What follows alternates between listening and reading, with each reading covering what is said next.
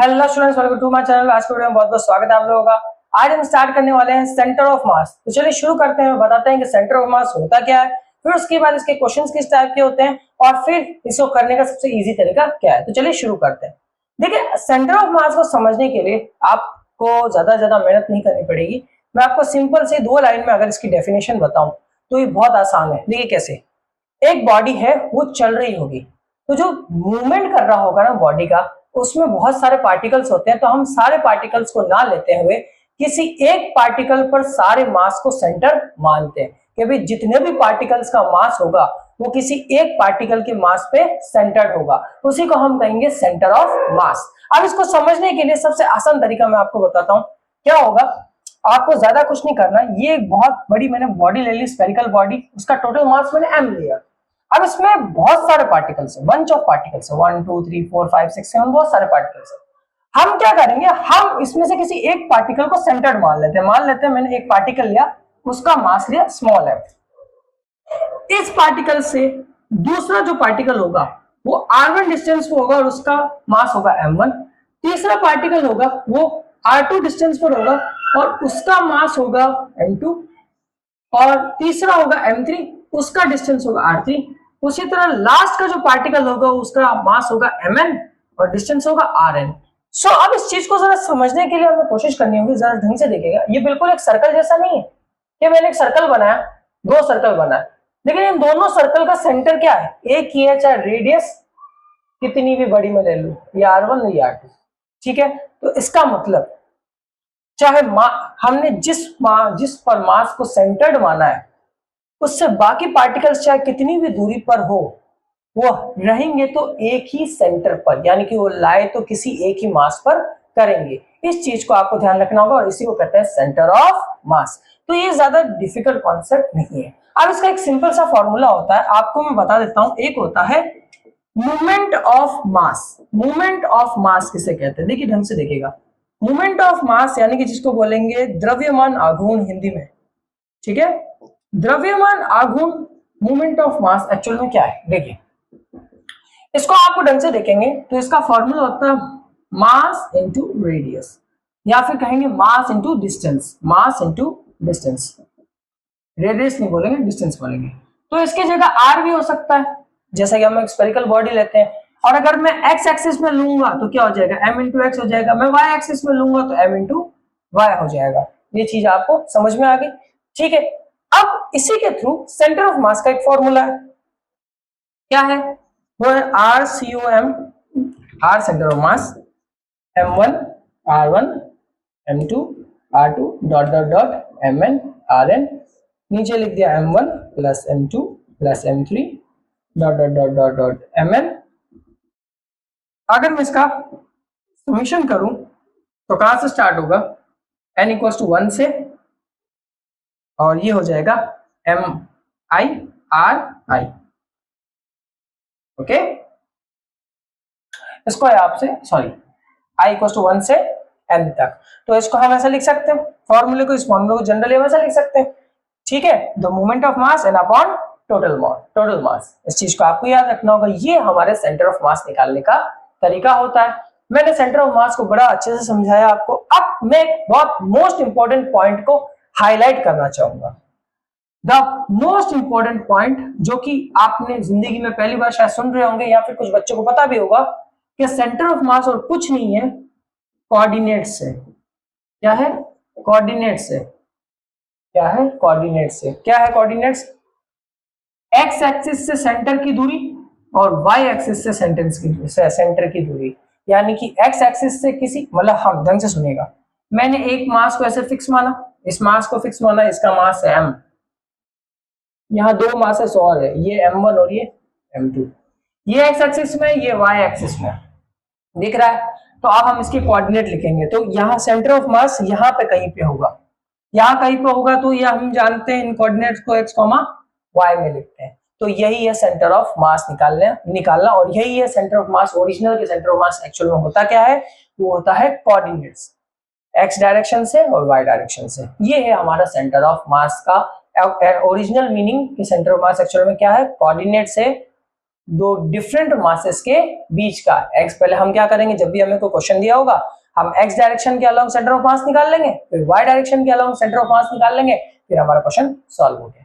ये आगे जब मैं अभी क्वेश्चंस कराऊंगा तब आपको और ज्यादा समझ में आएगा। तो अगर मैं इसका x डायरेक्शन में सेंटर ऑफ मास का फॉर्मूला बनाऊं तो ये कुछ इस तरीके से बनेगा, m1x1 m2x2 dot dot dot dot mnxn upon m1 plus m2 plus m3 dot dot dot dot mn। अगर इसका समेशन करूं तो कुछ इस तरीके से बनेगा भाई, mixi। सिमिलरली अगर मैं y के लिए निकालूं, y सेंटर ऑफ मास, तो वो कुछ इस तरीके से बनेगा, m1 summation of n i equals to 1 mi yi। Similarly अगर z के लिए निकालूं तो 1 upon m summation of n i equals to 1 mi zi। तो मेरे पास ये तीनों कोऑर्डिनेट्स के लिए तैयार हो गए। ठीक है, क्या आपको समझ में आ गया?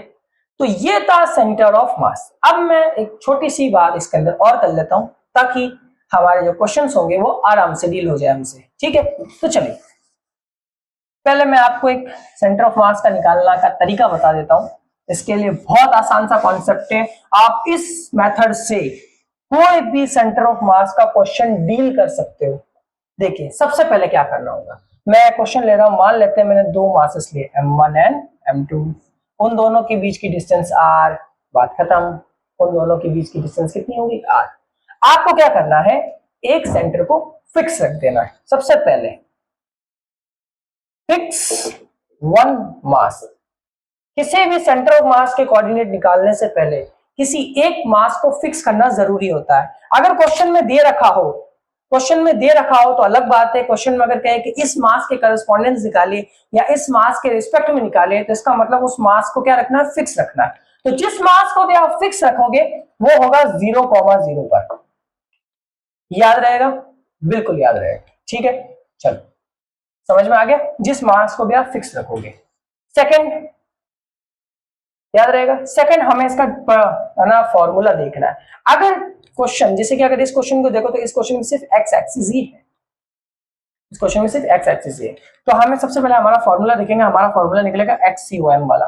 ठीक है, तो वो हमारा होगा m1 x1 plus m2 x2 upon m1 plus m2।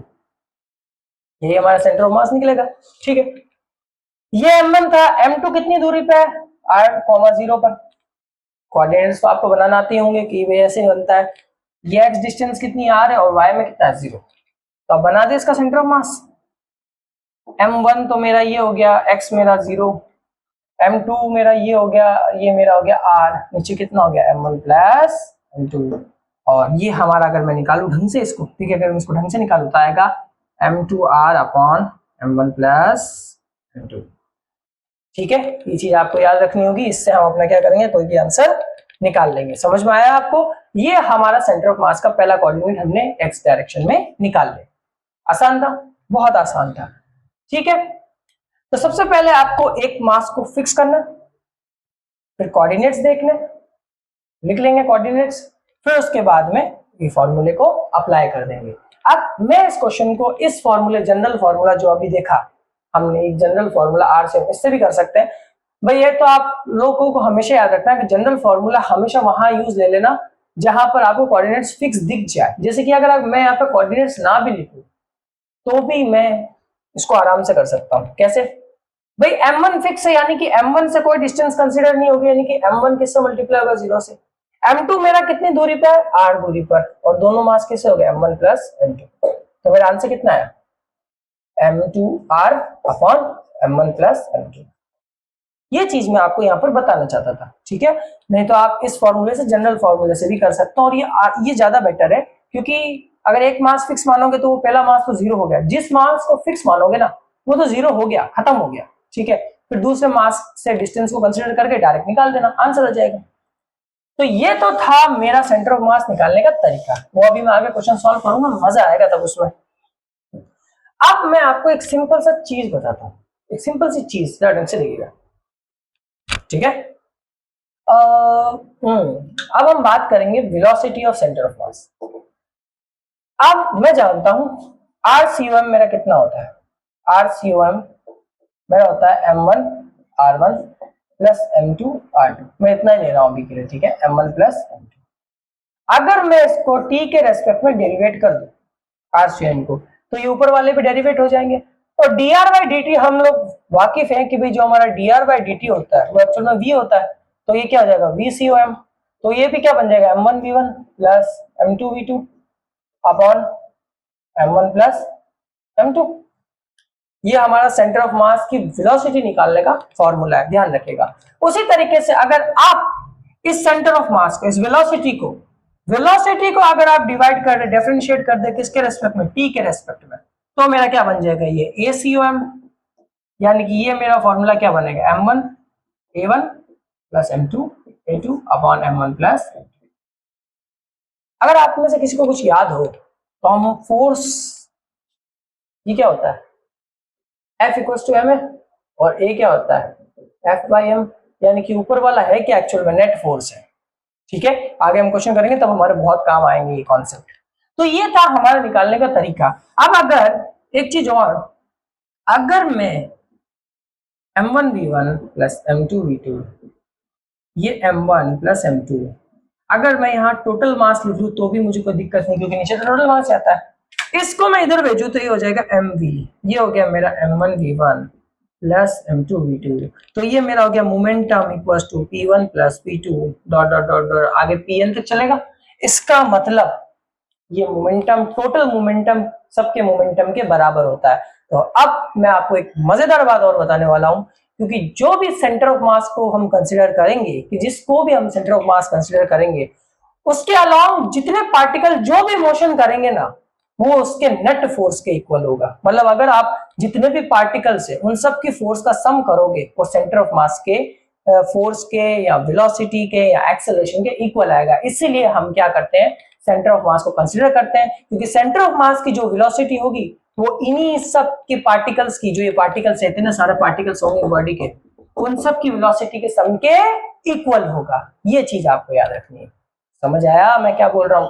मतलब सेंटर ऑफ मास की जो भी वेलोसिटी होगी वो उसके आजू बाजू जितने मास होंगे उनकी वेलोसिटी के सम के इक्वल होता है। इसलिए हम सेंटर ऑफ मास को कंसीडर करते हैं, जिससे कि हम पूरी बॉडी को स्टडी कर सकते हैं और वेलोसिटी को स्टडी कर सकते हैं। अब एक सेंटर ऑफ मास का एक फॉर्मूला ये भी होता है x dm अपॉन टोटल मास।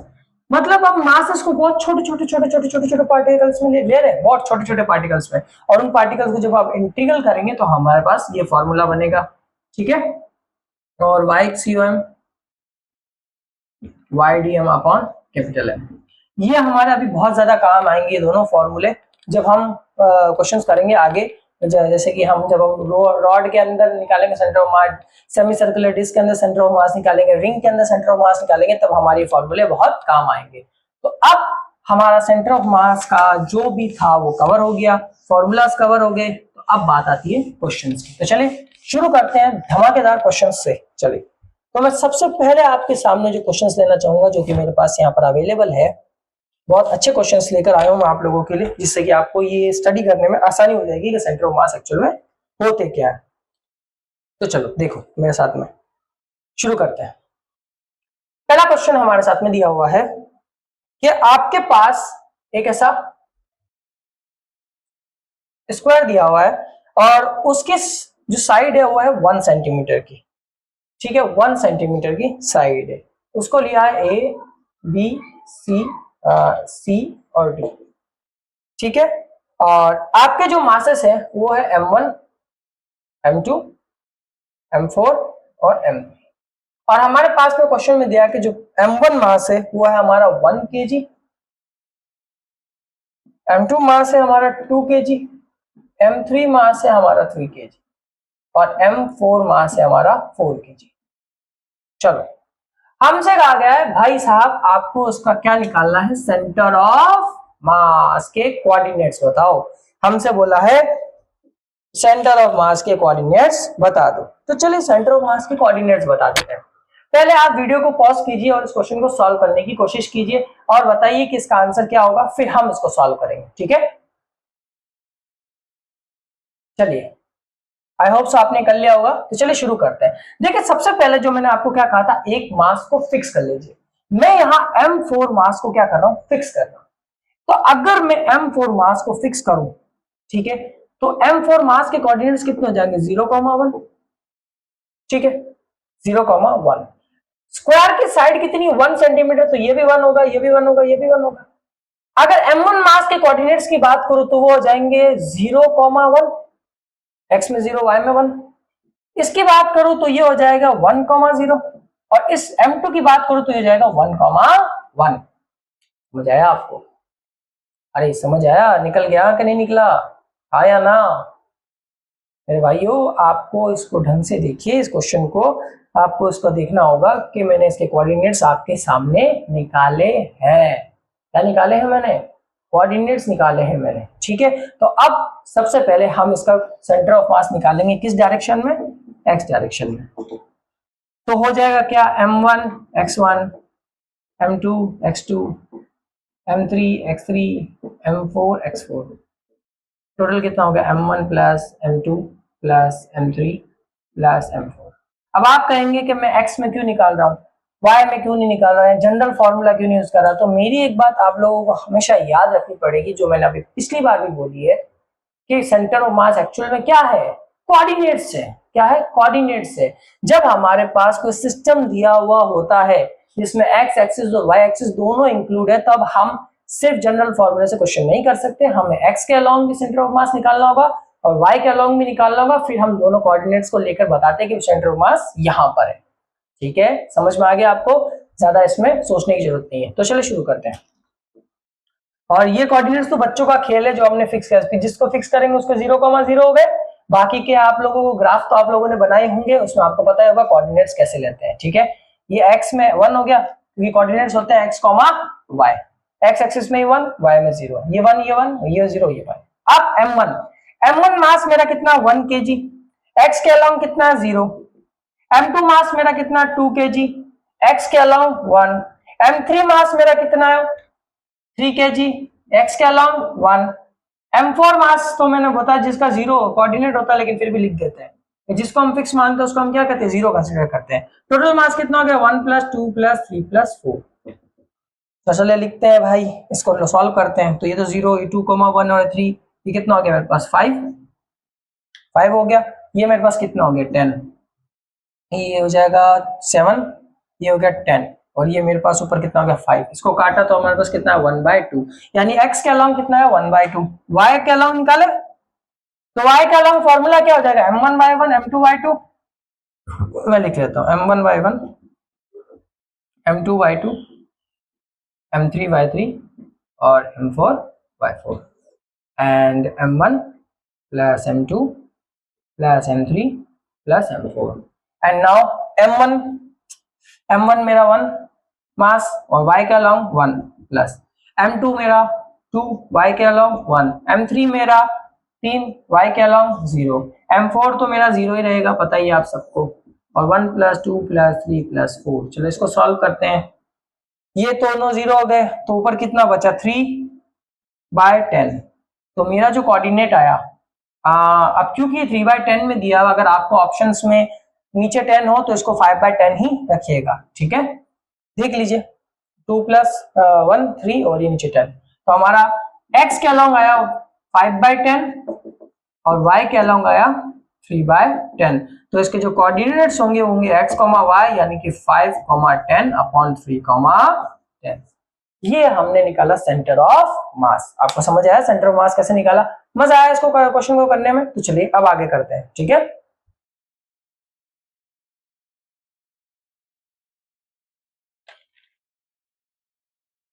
चलो एक क्वेश्चन और है सेंटर ऑफ मास का, वो थोड़ा अच्छा है क्वेश्चन, उसी को करेंगे हम। ठीक है,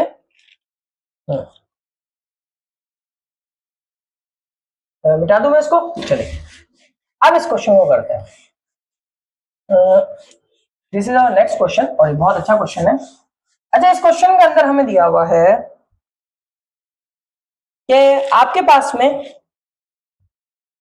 एक मास दिया हुआ है m1, वो है 3 kg, और दूसरा मास आपके पास में दिया हुआ है 5 kg का। ठीक है, ओरिजिन से ये ओरिजिन है, क्वेश्चन में दिया हुआ है ओरिजिन से 3 kg का जो मास है वो 4 सेंटीमीटर की दूरी पर है, और 5 केजी का जो मास है वो कितनी दूरी पर है, 8 सेंटीमीटर से, यानी कि ये 8 मीटर और ये 4 मीटर की दूरी पर, ठीक है। 3 केजी 4 मीटर की दूरी पर है और 5 केजी कितनी दूरी पर है, 8 केजी 8 मीटर की दूरी पर। कहां से, ओरिजिन से, यानी कि यहां पर पॉइंट पहले से फिक्स है, पॉइंट पहले से क्या है, फिक्स है। इस चीज को आपको याद रखना होगा कि पॉइंट पहले से क्या है, फिक्स है। चलो, तो जब पॉइंट पहले से फिक्स है तो पॉइंट पहले से क्या है, फिक्स है, इस चीज को याद रखना पड़ेगा, पॉइंट पहले से क्या है, फिक्स है। तो अब इसका सेंटर ऑफ मास निकालना है किसके अलोंग, ओरिजिन के अलोंग। अच्छा देखो, ओरिजिन किसी को लिया है, अब इस चीज को ढंग से समझेगा। मेरा जो ओरिजिन है उसको मैं m मास मानता हूं, कितना माना, m, कितना मानूंगा, m, ठीक है। तो मेरा जो ओरिजिन है उसको मैंने माना स्मॉल है।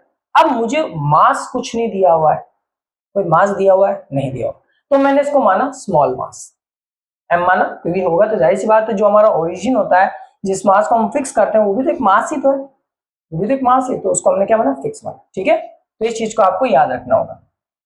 तो इसको मैंने यहाँ पे फिक्स माना। अब इसको मैंने सिर्फ आपको बताने के लिए बताया कि यहाँ पर हमने एक मास को फिक्स माना, ठीक है। चलो बात खत्म।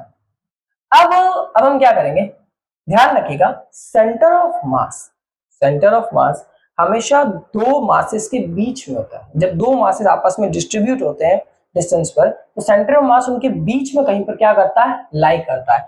यानी कि जो हमारा सेंटर ऑफ मास होगा ये हम देखेंगे कितनी दूरी पर होगा, RCOM जो हमारा होगा वो कितना होगा, M1R1 plus M2R2 upon M1 plus M2, ठीक है।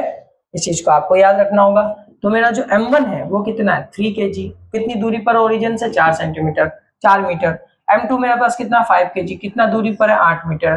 दोनों मास कितना हो गए, 3 प्लस 5, 12 प्लस 40 अपॉन 8, आंसर आया इसका 52/8, ठीक है। अगर मैं इसको काटूं, इसको मैं ढंग से काटूं, और अगर एग्जाम में इसमें पॉइंट में आंसर दिया हो तो पॉइंट में भी निकाल लीजिएगा, और अगर नहीं हो तो फिर इसको ऐसे ही छोड़ दीजिएगा।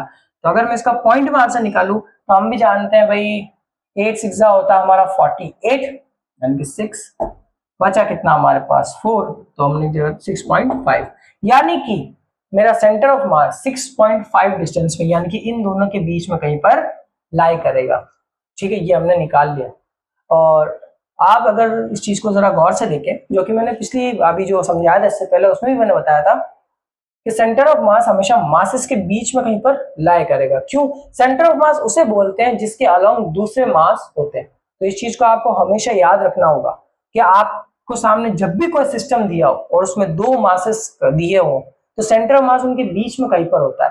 तो इस चीज को आपको हमेशा याद रखना होगा। आपको क्या करना होगा, उसी वक्त अज्यूम कर लेना होगा कि सेंटर ऑफ मास यहीं पर यहीं पर कहीं है, यहां से 3 है और यहां से 4 है, जो दो मासेस होंगे हमारे पास में, या 3 मासेस या 4 मासेस, जैसे जितने भी दिए होंगे वो उसको कंसिडर करने के बाद उसके अलोंग मासेस देख लीजिएगा और उन मासेस की डिस्टेंस रख के हाथों हाथ फॉर्मूला लगा के आंसर निकाल लीजिएगा। ये ओरिजिन वाले मैटर पे कंफ्यूज मत होइएगा। क्यों, क्योंकि अभी कुछ बच्चों के दिमाग में ये आ रहा होगा कि अगर ये ओरिजिन है तो इसका भी मास होता है, जो कि मैंने अभी शुरू में बोला, क्योंकि बच्चों को ऐसा लगता है कि वो क्या कोई मास होता है, लेकिन यहाँ पर कोई बात नहीं की गई, कोई स्पेसिफिक बात क्वेश्चन में नहीं की गई है कि ये ओरिजिन कोई मास है। अगर क्वेश्चन में ओरिजिन के बारे में कुछ नहीं बोला है तो हम कहेंगे वो कुछ और ही है, उसमें मास वास को कंसिडर नहीं करेंगे। तो अगर आपने यहाँ पर मास कंसिडर कर लिया तो आपके फॉर्मूले में 1 m और जुड़ जाएगा, ऊपर वाला तो 0 हो जाएगा, ऊपर वाला जो 1 मास होगा वो तो 0 हो जाएगा, लेकिन नीचे 1 m और जुड़ जाएगा। तो इसलिए आपको ध्यान रखना है, अगर आपके क्वेश्चन में ओरिजिन वर्ड दिया गया हो और उस ओरिजिन के ऊपर कोई और चीज डिस्कस नहीं की गई हो, तो आपको क्या करना है, सिंपली जो मासेस आपके पास गिवन है उसी से काम लेना है और उसी के थ्रू आंसर निकालना है। ये प्रॉब्लम जब मैं सॉल्व कर रहा था तब मेरे सामने भी आई थी, तब मुझे इस चीज के बारे में पता चला कि जब हमारे सामने ओरिजिन वर्ड लिखा है तो उस कंडीशन में हमारे पास अगर ओरिजिन जो दिया है वो कोई मास कंसिडर नहीं किया गया है, उसके बारे में कुछ और नहीं बोला गया है, तो उसको हम मास कंसिडर नहीं करेंगे। हमारे पास जो गिवन मास होगा हम उसी पे काम करेंगे। तो चलिए, इसका हमने सेंटर ऑफ मास निकाल लिया, 2 क्वेश्चन हमारे कंप्लीट हुए। एक क्वेश्चन बहुत ही ज्यादा इंटरेस्टिंग है जो कि मतलब सेंटर ऑफ मास के लगभग हर पहलू को क्लियर करता है और थोड़ा अमेजिंग भी है। तो चलिए शुरू करते हैं। ये क्वेश्चन मुझे दिया गया है, इस क्वेश्चन के अंदर लिखा है, यहां पर एक सॉलिड स्फीयर दिया हुआ है, सॉलिड स्फीयर यानी कि ठोस गोला, और इसके कोऑर्डिनेट्स है 0, ए, 0, ए, ओके, और मास है कैपिटल एम। एक और मेरे पास दिया गया है यहां 0, 0 इसके दिए कोऑर्डिनेट्स, और ये है हॉलोस्फीयर, ये है हॉलोस्फीयर। हॉलोस्फीयर जिसका मास मुझे दिया हुआ है कैपिटल एम, यानी कि खोखला गोला, और एक मेरे पास यहां पर दिया गया है मास, इसका कोऑर्डिनेट मुझे दिया 1, 0, और इसका भी मुझे मास दिया, और ये है एक डिस्क, इसको बोलते हैं चकती। हमारे पास ऑप्शन में दिया गया और हमसे कहा गया find out their coordinates, the option is a/3, 0, option B a/3, a/2, sorry a/3, sorry a/2, a/2, C is a/3, a/3, and D is 0, a/3। अब मैं यहां पर एक ट्रिक का इस्तेमाल करूंगा और आपके ऑप्शंस को क्लियर करूंगा, ठीक है, ट्रिक का इस्तेमाल करके। देखिए ट्रिक कहां काम आती है, ये ट्रिक नहीं, मैं इसको लॉजिक बोलूंगा। देखिए मेरे पास यहाँ पर 3 मास है, तो मैं अगर जनरल फॉर्मूले को देखूं तो नीचे टोटल मास आता है m1, m2, m3, ठीक है, इसका मतलब टोटल कितने मास है, 3 मास। अगर क्वेश्चन में आपको एक ऐसा क्वेश्चन मिल जाए, अगर सिस्टम में आपको ऐसा क्वेश्चन मिले जिसमें मासेस हमेशा क्या हो, इक्वल हो, तो देखिए कितने मास है, 1, 2, 3, ये तीनों मास आपस में इक्वल है, यानी इनको तो तीनों को जोड़ेंगे तो डिनोमिनेटर में कितना आएगा, 3 आएगा, ये बात फिक्स है, डिनोमिनेटर में कितना आएगा, 3 आएगा, तो मतलब ये ऑप्शन तो हमारा खत्म, ये ऑप्शन तो हमारा खत्म, ये डिनोमिनेटर में 2 2 है, ये खत्म। दूसरी चीज मैंने कहा सेंटर ऑफ मास कोऑर्डिनेट्स होते हैं, यानी कि एक्स और वाई क्या होंगे, कोऑर्डिनेट्स होंगे एक्स और वाई के, ठीक है।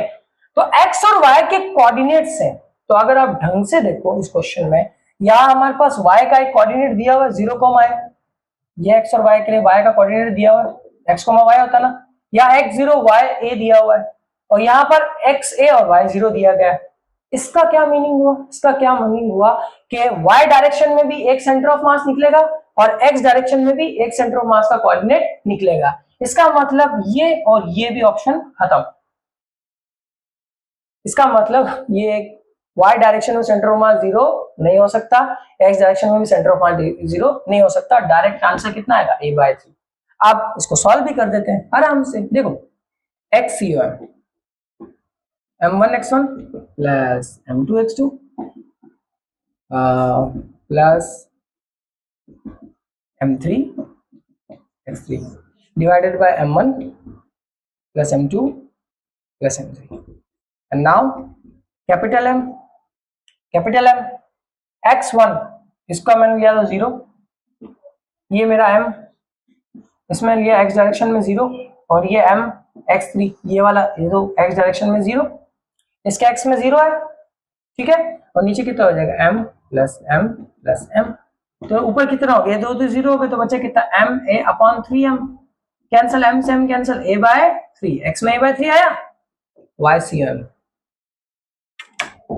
m1 y1 m2 y2 m3 y3 upon capital M plus capital M plus capital M, मैं डायरेक्ट यहाँ मास लिख रहा है m1 m2 m3, ऊपर आ जाएगा मेरा कैपिटल M y1 यानी कि पहला वाला मास इसमें 0, y2 यानी कि मेरा दूसरा वाला मास ये भी 0, और y3 मेरा तीसरा वाला मास उसमें a दिया हुआ है, और नीचे हो गए 3m, m से m कैंसिल, बचा कितना a/3।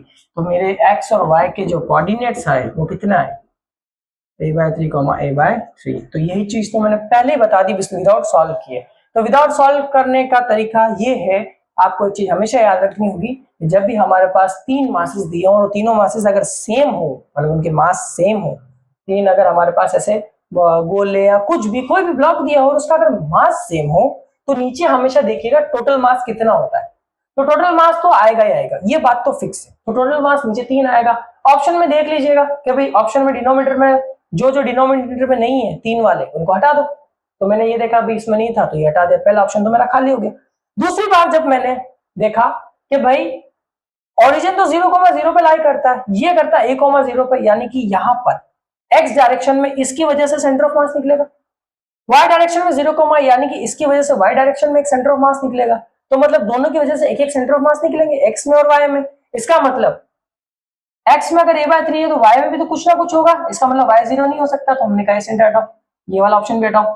फिर हमने देखा कि ये यहाँ पे भी x में भी कुछ ना कुछ सेंटर ऑफ मास हो सकता है, अगर y में है तो इसका मतलब ये वाला ऑप्शन भी हटाओ, तो हमारे पास यही ऑप्शन बचता है, इसको हमने सॉल्व किया। बगैर पेन उठाए भी आप इस क्वेश्चन को सॉल्व कर सकते थे, ये काफी इजी क्वेश्चन है। तो चलिए, मेरे जो 3 क्वेश्चंस मैंने अभी तक करवा दिए, इसके काफी अच्छे क्वेश्चंस है। अब हम इसके एक और क्वेश्चन को डिस्कस करने वाले हैं, बहुत अच्छा क्वेश्चन है वो। और इस क्वेश्चन में हमें दिया हुआ है कि क्वेश्चन है, हाँ, कि 2 मासेस है हमारे पास में, एक है m1, एक है m2।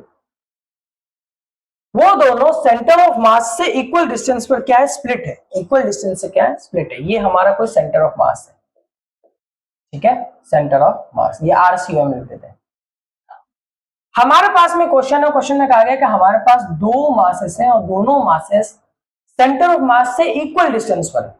इस चीज को याद रखिएगा, सेंटर ऑफ मास से इक्वल डिस्टेंस पर है। तो मान लेते हैं ये वाला जो मास है, इस सेंटर ऑफ मास से x1 दूरी पर है और ये वाला सेंटर ऑफ मास x2 दूरी पर है, यानी कि जो RCOM होगा वो होगा m1x1 m1 के लिए, RCOM होगा m2 x2, क्योंकि सेंटर ऑफ मास दोनों कितनी दूरी पर है, सेम डिस्टेंस पर है, इसलिए ये दोनों आपस में क्या होंगे, बराबर होंगे, यानी कि m1x1 equals to m2 x2। Question number 1 माना इसको। अब क्वेश्चन ने आगे बोला कि m1 मास सेंटर ऑफ मास के करीब जाने की कोशिश कर रहा है। क्या कर रहा है, करीब जा रहा है। अब अगर m1 मास सेंटर ऑफ मास की तरफ बढ़ेगा तो सेंटर ऑफ मास शिफ्ट हो जाएगा। सेंटर ऑफ मास क्या हो जाएगा, शिफ्ट हो जाएगा। तो आगे क्वेश्चन में बोला कि m2 को भी सेंटर ऑफ मास की तरफ कितनी दूरी तक जाना चाहिए कि सेंटर ऑफ मास अपनी पोजीशन चेंज ना करे। अब इसका क्या मतलब हो, देखिए, मान लेते हैं कि हमारा सेंटर ऑफ मास 4 सेंटीमीटर की दूरी पर था, ठीक है, दोनों इक्वल डिस्टेंस पे थे। m1 यहां से 2 मीटर की दूरी पर चला गया, तो इसका मतलब सेंटर ऑफ मास झुक जाएगा कहीं पर, इस तरफ हो सकता है, इस तरफ कहीं पर झुक जाएगा।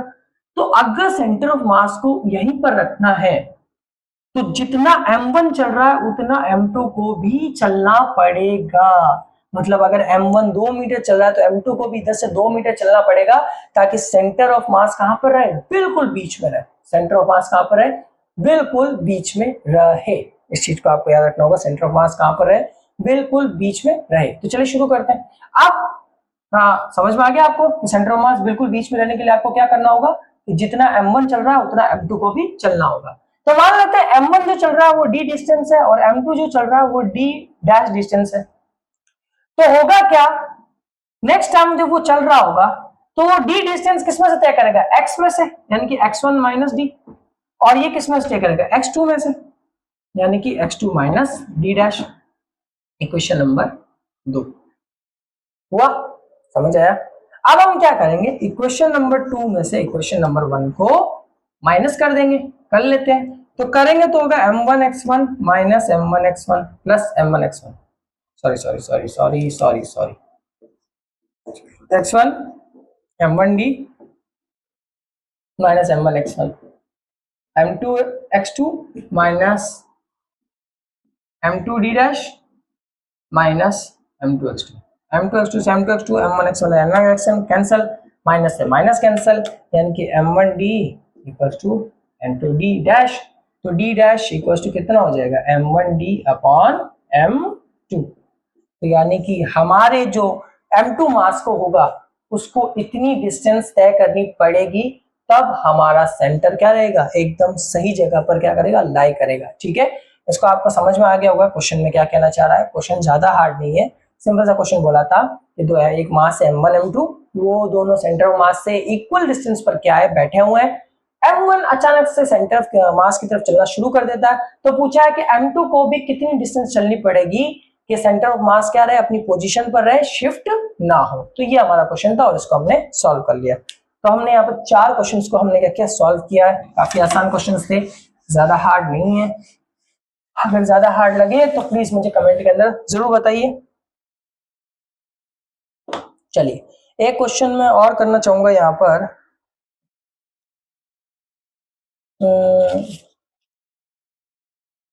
यहाँ पर क्वेश्चन लिखा हुआ है, चलिए एक पुलिस सिस्टम हमारे पास में दिया हुआ है। हमारे पास क्या दिया हुआ है? पुलिस सिस्टम दिया हुआ है। पुलिस सिस्टम का क्वेश्चन, ठीक है पुलिस सिस्टम का क्वेश्चन कराते हैं। तो पुलिस सिस्टम का हमारे पास क्वेश्चन ऐसा दिया हुआ है कि यहाँ पर एक ऐसे एक मास दिया हुआ है, ये है हमारे पास M2, एक मास हमारे पास दिया हुआ है, ये हमारे पास है M1। ये ऐसे ऊपर की तरफ जा रहा है और ये ऐसे नीचे की तरफ आ रहा है। तो हमसे पूछा है इसका सेंटर ऑफ मास का एक्सेलरेशन फाइंड करो। तो भाई सेंटर ऑफ मास का एक्सेलरेशन का फॉर्मूला अभी मैंने लिखवाया था, क्या होगा?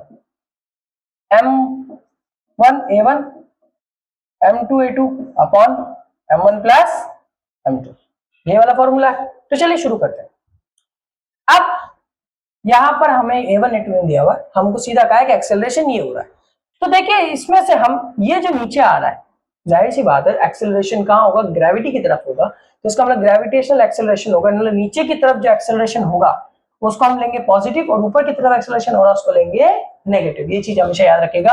अगर ग्रेविटी के अलाउ, जैसे आप अगर सिस्टम को भी देखें, इसको मैं थोड़ा ढंग से बना दूं, सिस्टम को भी देखें तो ये M2 ज्यादा भारी है, ये M2 ज्यादा भारी होगा तो जाहिर सी बात है एक्सेलरेशन उधर की तरफ ही होगा। तो जिस तरफ एक्सेलरेशन होता है वो पॉजिटिव होता है, यानी कि A2 हमारा हो जाएगा प्लस A और A1 हमारा हो जाएगा माइनस A। तो रख लेते हैं, ये CUM हमारा कितना हो जाएगा? M1A minus M1A plus M2A upon M1 plus M2।